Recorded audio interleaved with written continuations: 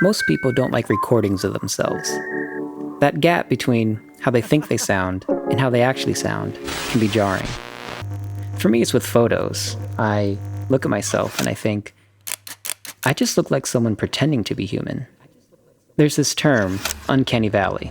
It's used to describe digital faces that look 99.9% real, but that last 0.1% that's ever so slightly off, it makes the whole thing look creepy.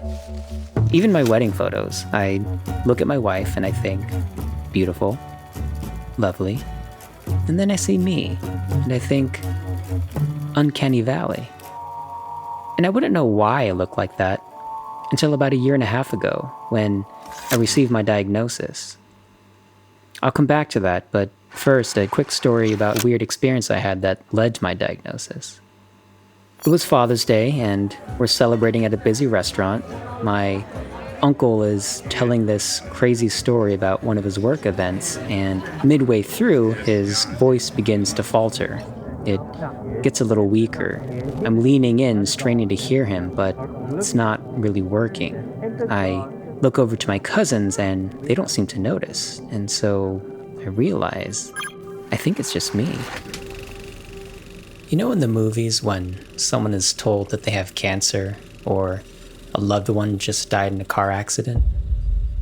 It was like that. The sounds of the world just began to melt away. I'm watching my uncle's lips move, but he sounds distant, like he's underwater and slowly drifting off. Today, I know that was brought on by something called auditory processing disorder. It's not a problem with your hearing, it's a problem with how your brain interprets what you do hear. Auditory processing disorder is something that is highly associated with people who are neurodivergent. That's people with dyslexia, ADHD, or autism. After my doctor told me I was autistic, I just cried. It was one of those hard-to-breathe, physically demanding cries.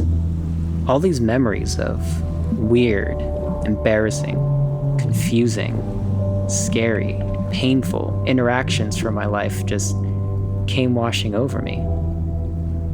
But when I was done, there was also clarity, relief, because that gap, that valley between who I think I am and who I actually am had vanished. So now, when I look at pictures of myself, I still think I look weird. I still think I look a little bit off or dead in the eyes, but now I understand it. I get it. And I even kinda like it.